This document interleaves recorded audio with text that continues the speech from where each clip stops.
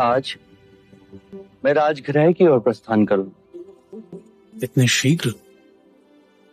मैंने मगध नरेश बिंबिसार को ये वचन दिया था कि दिव्य ज्ञान प्राप्त होते ही मैं उन्हें ये संदेश सुनाने आऊंगा।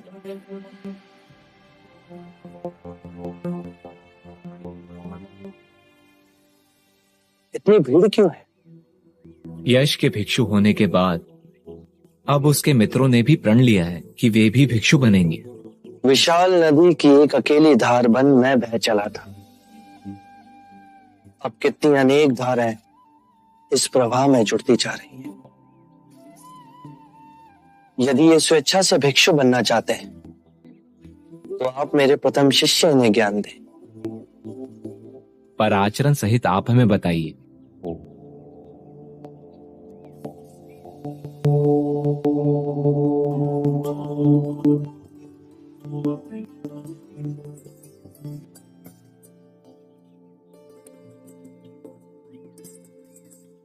आप लोग अंदर आ जाइए। जो भिक्षु बनना चाहते हैं उन्हें अपने केश और दाढ़ी के बाल त्यागने होंगे।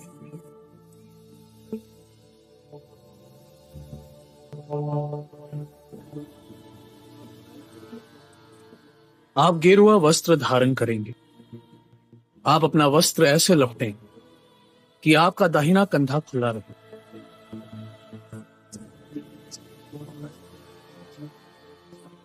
अब आप बुद्धा के प्रथम शिष्यों में से किसी एक से दीक्षा ग्रहण करेंगे। दीक्षा लेने के लिए आप घुटनों के बल धरती पर बैठेंगे। दीक्षा कोई भी दे, पर आपके लिए स्वयं बुद्धा ही यह आशीर्वाद का हाथ रख रहे हैं। जो दीक्षा ग्रहण करे वो अपने हस्त कमल के फूल की पंखुड़ियों के समान खोल के रखे। मैं बुद्ध की शरण में जा रहा हूं।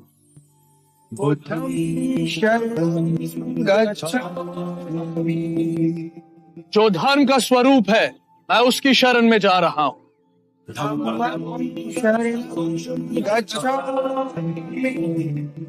जो प्रेम और करुणा में मेरे सहयात्री हैं उसकी शरण में जा रहा हूं।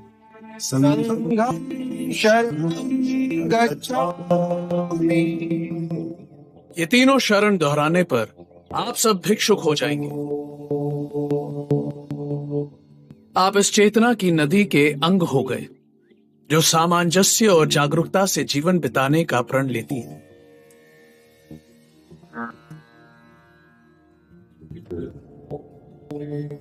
मेरी अनुपस्थिति में आप सबको पूर्ण अधिकार है। आप संघ में और भिक्षुओं को दीक्षा दें। जो भी भिक्षु बनना चाहते हैं और यहाँ आने में असमर्थ है वो अपने गांव में, अपने घर में, अपने परिवार में और अपने मित्रों के समक्ष भिक्षुक बन सकते हैं। उच्चतम नैतिक चरित्र का उदाहरण बनना है और अनुशासन किसी और को दिखाने के लिए नहीं, स्वयं अपने लिए है।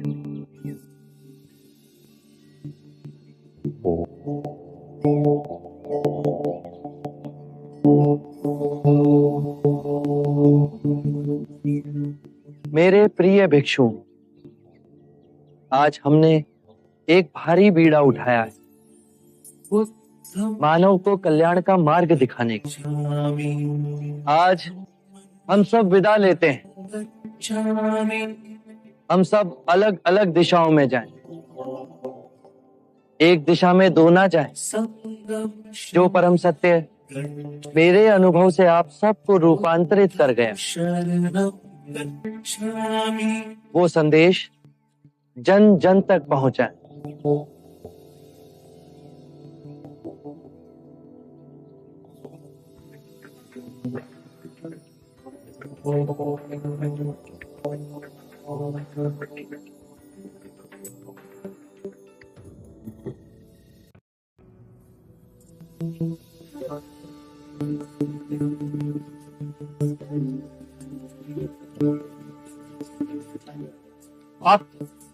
आप इस ओर से आ रहे हैं मुनिवर? इस ओर से आपने इसी लड़की को भागते देखा? नहीं तो क्यों? डायन है। कल रात उसने मदिरा पिला हम तीनों को बेसुध कर दिया। सुबह जब आंख खुली तो देखा हमारा सारा धन लूट के ले गई बिना कारण। मुनिवर, हम उसे आनंद प्रमोद के लिए वाराणसी ले जा रहे थे। उसने आप सबका बोझ कम कर दिया, पर आप अब तक उसका बोझ उठाए घूम रहे हैं। आप हमारा उपहास कर रहे हैं। उस लड़की से कहीं अधिक चिंतित हम अपने मूल्यवान आभूषणों के लिए हैं। जो लुट के वो मिलेगा तो नहीं। अरे इतना धन था कि आपने कभी देखा भी नहीं होगा। सच तो यह है कि उस नारे के पीछे हम मतवाले हो गए। उसके सौंदर्य ने हमें लूट लिया, अन्यथा ऐसा कदापि ना होता। वो तो आप सबको अब भी लूट रही है। धन उसने तुम्हारे बीते काल में चुराया, पर वो तुम्हारा वर्तमान भी लूट रही है। एक बात बताइए, क्या वो लड़की उस समय तुम्हारे लिए इतनी व्यथित है जितने कि तुम इस समय उसके लिए व्यथित हो? भला वो क्यों व्यथित होगी? तो फिर आप क्यों व्यथित हो रहे हो? जो लुटा वो भूतकाल में लुटा। उसे पकड़कर जो दंड दोगे वो भविष्य काल में होगा। तुम्हारा वर्तमान अभी इसी क्षण तुम्हारे साथ है। भूतकाल का बोझा उठा उस भविष्य को बदलने का प्रयत्न कर रहे हो जो अनिश्चित है, और खो रहे हो अपना वर्तमान। बात तो ये सच है, यदि हम इसी क्षण में जिए तो तुम स्वयं को खोज सकोगे, ये समझ सकोगे कि जो तुम्हें दुख दे रहा है वो क्या है। क्या आप अपने आप को जान पाए? और अपने आप को जानने से क्या होगा? अपनी ये बांसुरी दो मित्र। सन्यासी बांसुरी बजाएगा।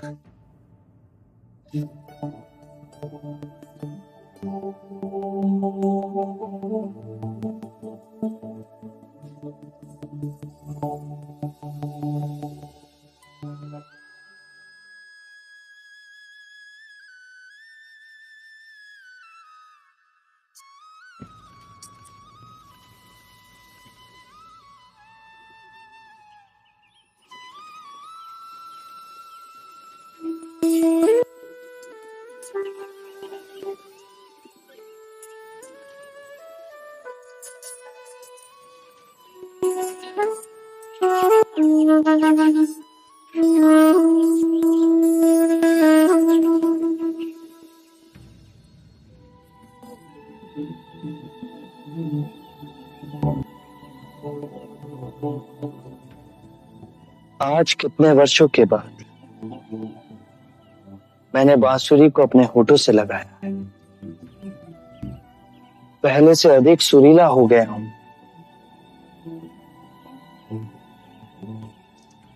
मैंने जान लिया है स्वयं को। यदि तुम बांसुरी मधुर बजाना चाहते हो तो बांसुरी पर इतना ध्यान केंद्रित मत करना जितना अपने वास्तविक सार को पहचानने वाली।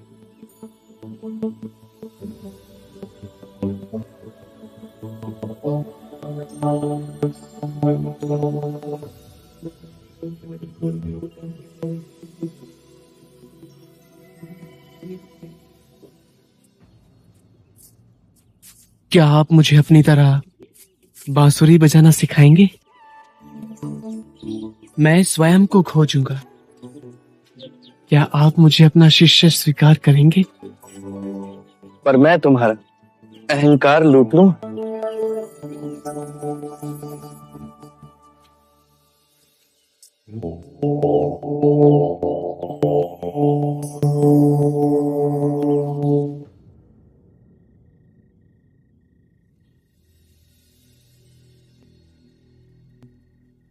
स्वाहा स्वाहा स्वाहा स्वाहा स्वाहा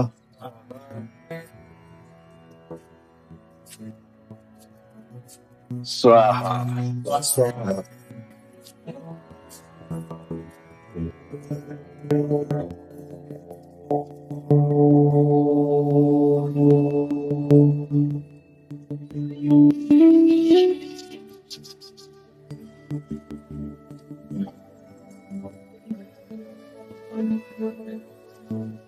जितनी सुंदर आपकी आभा है, नाम भी उतना ही सुंदर होगा। मेरा नाम सिद्धार्थ गौतम है। ओह, वही जो कहते हैं कि ईश्वर नहीं है। मैं ये नहीं कहता कि ईश्वर नहीं, ये भी नहीं कहता कि ईश्वर है। इस विषय पर कल प्रातः बात करेंगे। अभी रात्रि हो गई है। आज आप हमारे आश्रम में ही विश्राम करें। आइए। ये आश्रम किसका है? यह आश्रम मेरा और मेरे शिष्यों का है। मैं उरुवेला कश्यप हूं। मैंने आपके बारे में सुना है। आप वही उरुवेला कश्यप है जो वर्षा ऋतु में मुनियों को छत्र छाया देते हैं। आज रात्रि आप मेरी कुटिया में ही विश्राम कीजिए।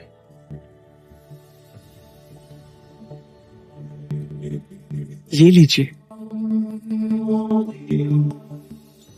मैं पूर्ण ध्यान में बैठ उसके पश्चात ही विश्राम करता हूं। यदि आपकी आज्ञा हो तो मैं इस कुटिया में रात्रि बिता लूं। गुरुजी, वहां एक विषैला सर्प घुसा हुआ है, बाहर नहीं निकल रहा। यदि उसने आपको डस लिया तो?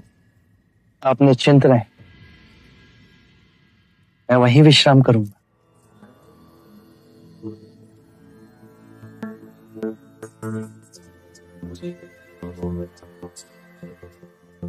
गुरुजी, रोक लीजिए उन्हें। अब वे नहीं रुकेंगे। उन्होंने दृढ़ निश्चय जो कर लिया है।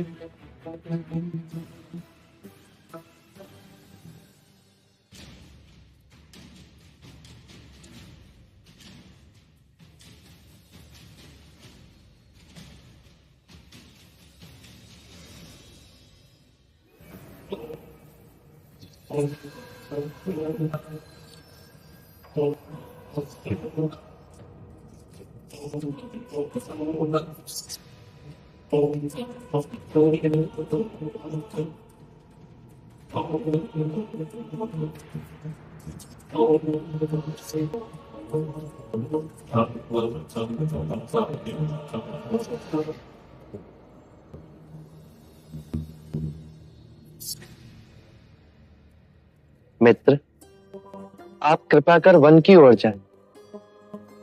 ये स्थान आपके लिए असुरक्षित हो गया है। आप कुछ ना करें, तब भी लोग डरकर आप पर वार करेंगे। यहाँ आपके जीवन को संकट है।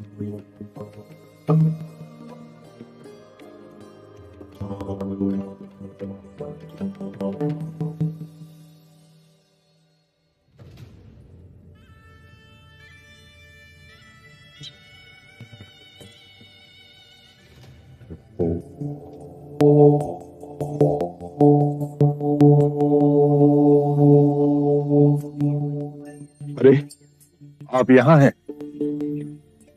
आज जब हम अपने शिष्यों से वार्ता कर रहे थे तो आपको वहां नहीं पाया।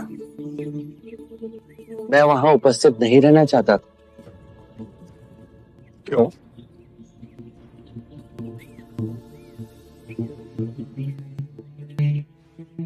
आप अपने शिष्यों को संबोधित कर रहे थे।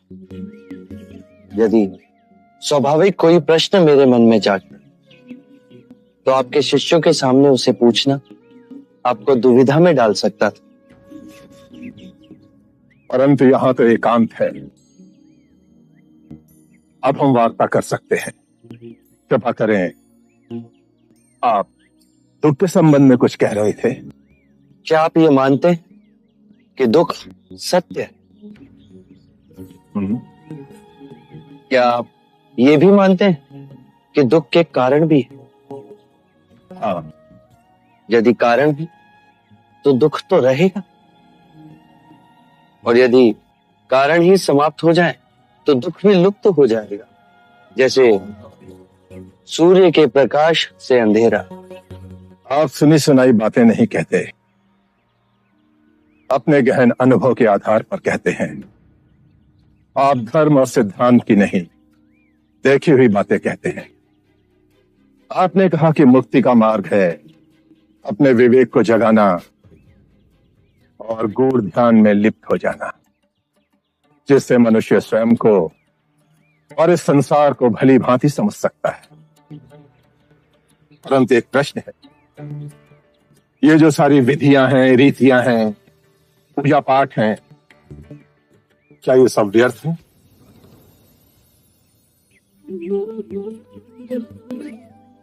यदि कोई व्यक्ति इस नदी के दूसरे किनारे पर जाना चाहे तो वो क्या करे? यदि जल गहरा नहीं है तो वो चलकर जा सकता है, और यदि जल गहरा है तो वो नाव की सहायता से जा सकता है या स्वयं तैरकर जा सकता है। यदि वो चलना ना चाहे और ना ही तैरने को तैयार हो और ना ही नाव ले जाने को तैयार हो, और वो कहे कि मैं प्रार्थना करता हूं इस नदी का दूसरा किनारा स्वयं चलकर मेरे पास आ जाए, तब तो ऐसे व्यक्ति को मूर्ख कहेंगे, महामूर्ख। इसी प्रकार यदि व्यक्ति अज्ञान और भ्रांति को अपने विवेक से मिटाएगा नहीं तो परम आनंद और मुक्ति के दूसरे छोर पे कैसे पहुंच पाएगा? चाहे वो पूजा करे या अनुष्ठान या व्रत करे या किसी नीति पर चले, वो इस किनारे ही रहेगा। हमने सारे शास्त्रों को पढ़ा, उन पर व्याख्या की, परंतु जीवन के इतने जटिल सत्य को इतनी सरलता से किसी ने नहीं समझाया, किसी ने नहीं समझाया। आप इस भटकती मानवता को परम ज्ञान का मार्ग दिखाएंगे। आप करुणा के सागर हो। हे बुद्ध, आप हमें अपना अनुयायी स्वीकार करें। बुद्धं शरणं गच्छामि, शरणं गच्छामि।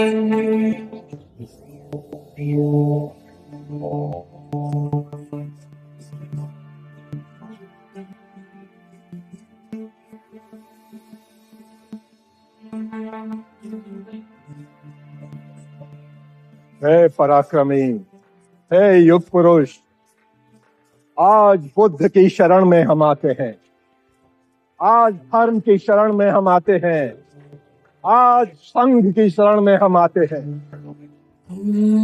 समय की गहरी नदी में इन दीन दुखियों और भटकती आत्मा